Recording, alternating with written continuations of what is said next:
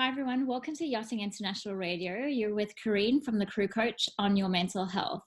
Today, I have with us Chelsea. So Chelsea is from South Africa, and she was overseas just before the coronavirus kicked in. She was en route home and got stuck at the airport.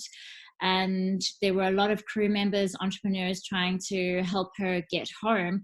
So I welcome Chelsea here with us today to share her story, but also for having the courage and vulnerability to do so, because what she went through didn't sound pleasant at all. Welcome, Chelsea.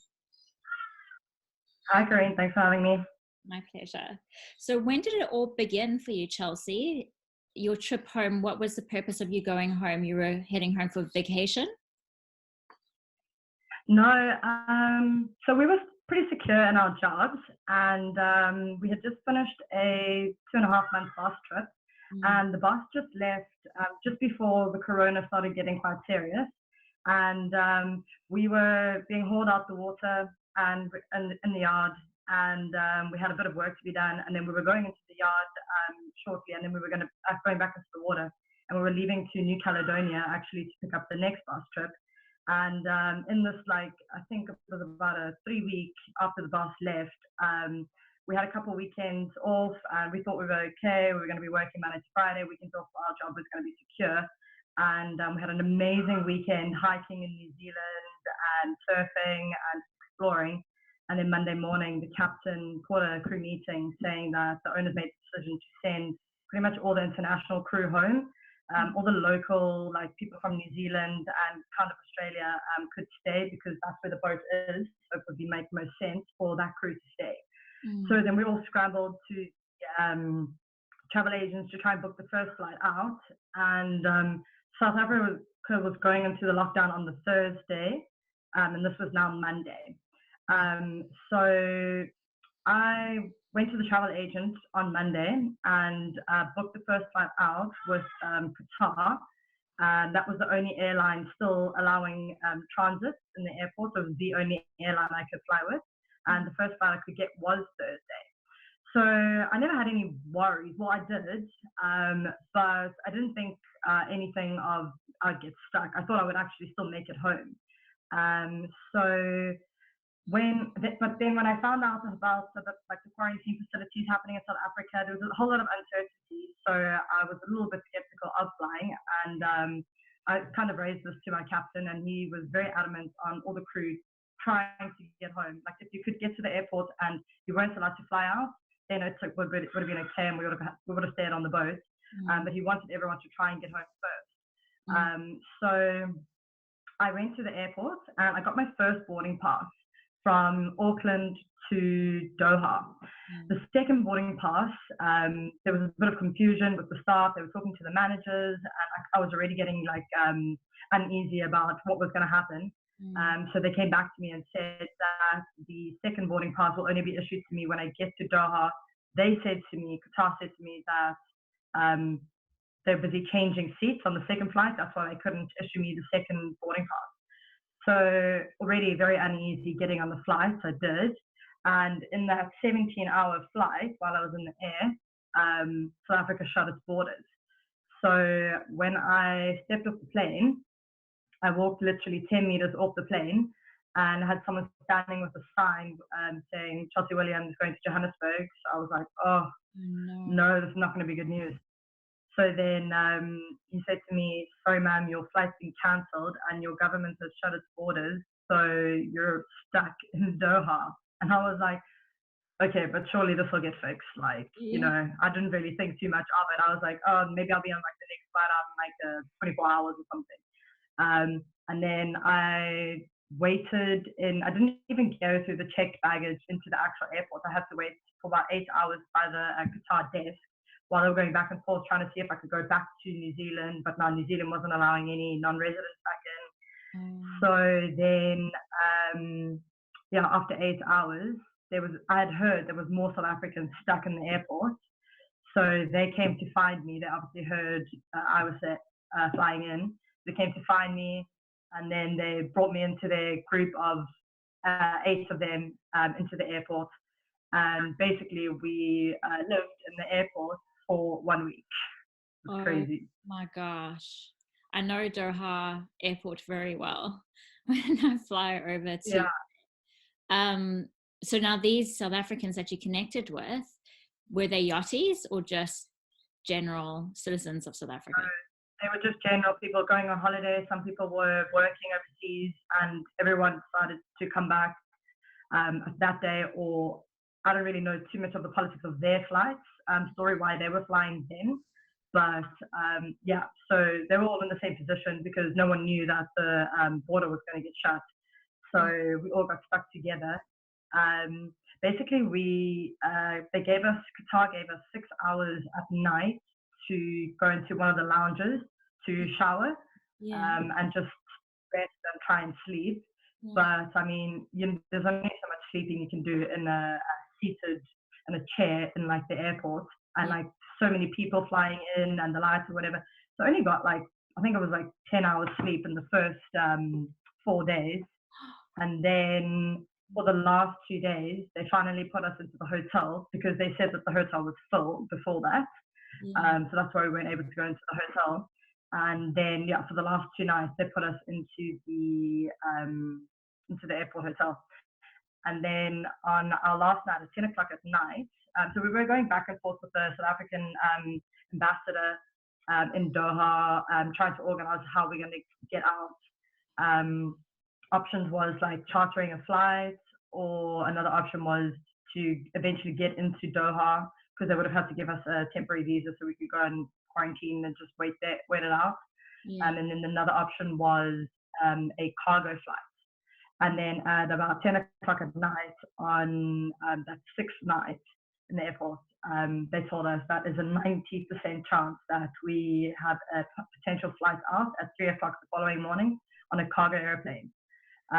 So we all went to bed thinking, okay, so are we flying in the morning? Aren't we? So we like packed up our stuff, and the hotel called us at 3 o'clock in the morning, and we got a message on the group saying it's confirmed. So I still couldn't believe it. So I just packed everything up and I got ready, and we all met in the lobby, and then we got escorted down to one of the gates and going into the cargo plane. So eventually, once we were at the gate, I was like, okay, this is happening. Cargo airplane was total different experience. They had security guards with us for precautions. It's a whole different procedure of flying. And they did have seats in the cargo plane, and but no TVs or anything. But obviously, we were just appreciative of getting anything out of there. So we would have jumped on anything to get home, you know. And then when we got home, when the airplane doors opened, there was like a whole lot of like police and airport staff waiting for us. And wasn't really a nice arrival in South Africa because they were shouting into the airplane at us, like, show us your face, show us your passport.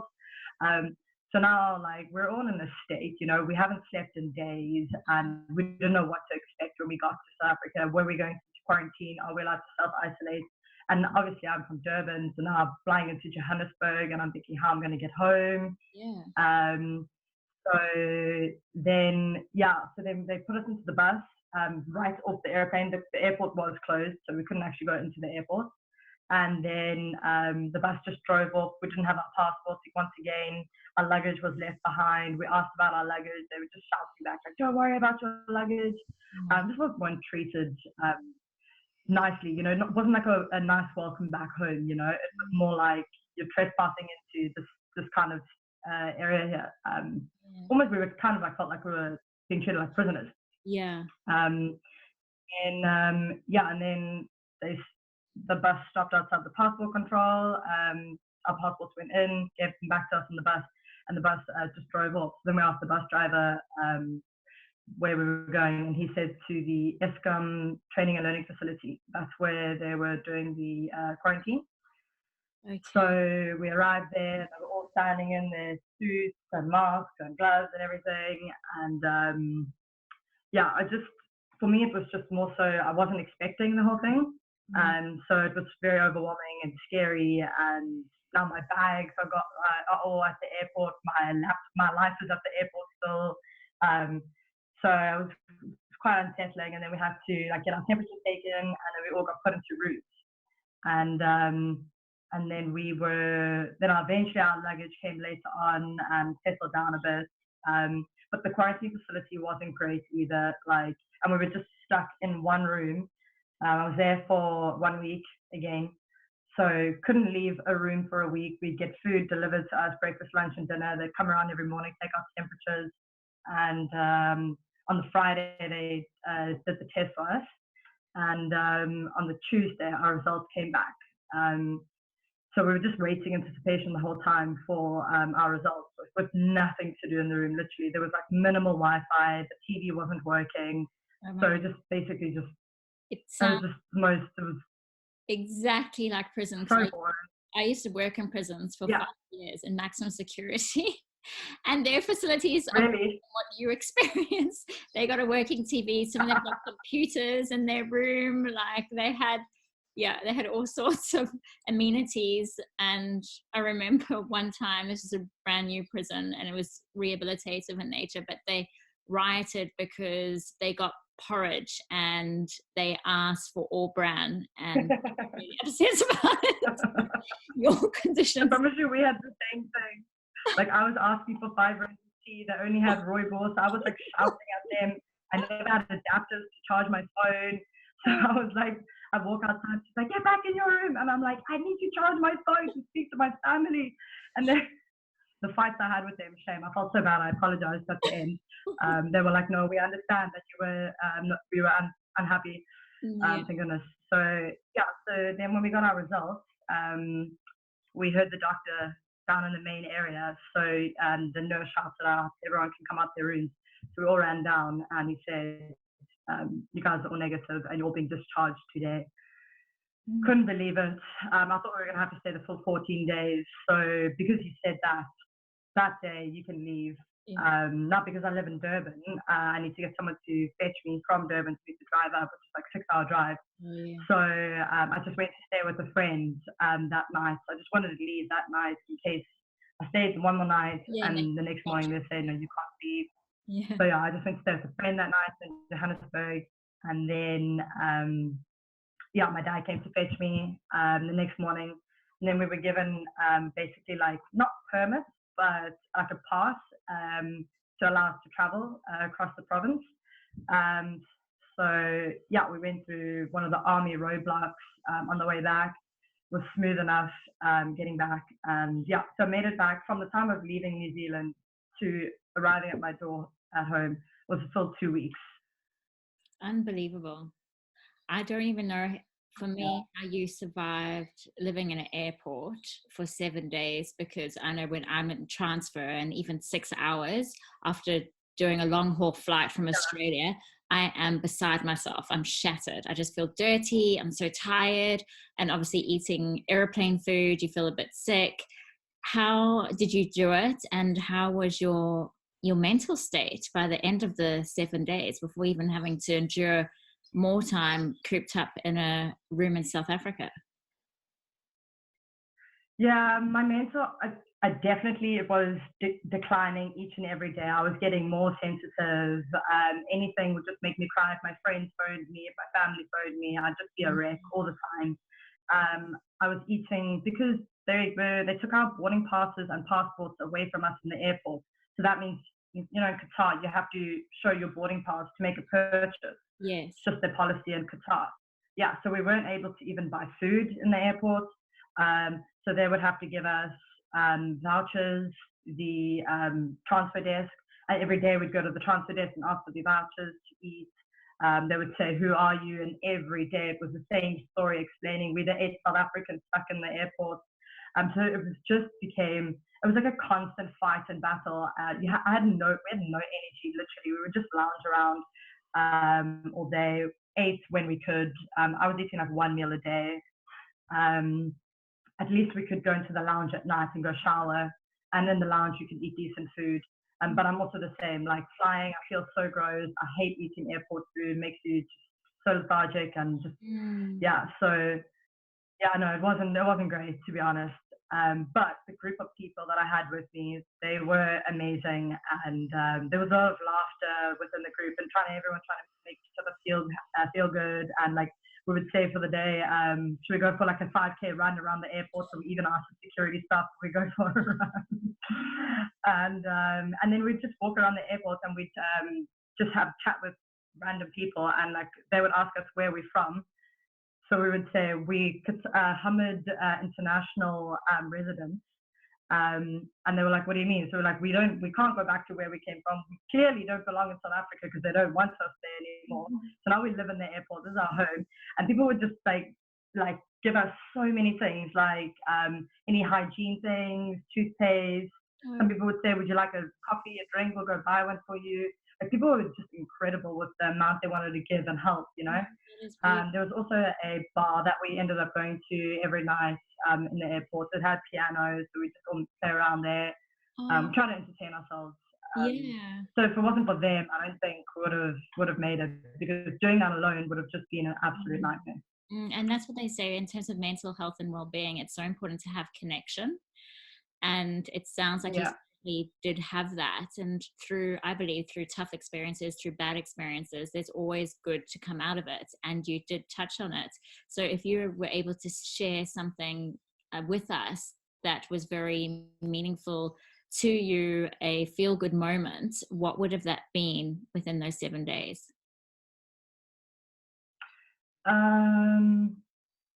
It would have been when we went to one of the lounges, and I think this one guy was from Australia, and he was just chatting to myself and one of the other guys, and asking what happened. So we explained our story, and he opened his bag and he started pulling things out. T-shirts, we needed T-shirts. He was giving us everything from his bag. Fresh toothpaste, mouthwashes, hand sanitizers, and just started pouring it out. And we kept saying, no, no, no, no, no. And he just poured it out and he said, you will take this. I feel so sorry for you guys. I'm sorry, there's not more I can do. So it was just like the humankind nature that just touched us the most, I think, for me the most. Yeah, beautiful. Wow, it's such an amazing story, but also so, I feel bad for you to have gone through something like that. And if you were to share, I guess, from your experience and pass on advice to others who are currently self-isolating or feel impacted by even just not feeling connected to the ones that they love, what would you say? I would say try to remain positive. I know it's going to be difficult. I definitely went through my ups and downs, but the days where I focused on, I'm going to get out at some point, I'm going to see my family, hold on to that. This time will pass, you know, and you will eventually be reunited with your family and loved ones. So just hold on to that. Oh, well, that's amazing. Thank you so much, Chelsea, for joining me and sharing your story and helping others out there through your lived experience. Much appreciated. No problem. Thank you so much, Karine. Great chatting to you. Take care.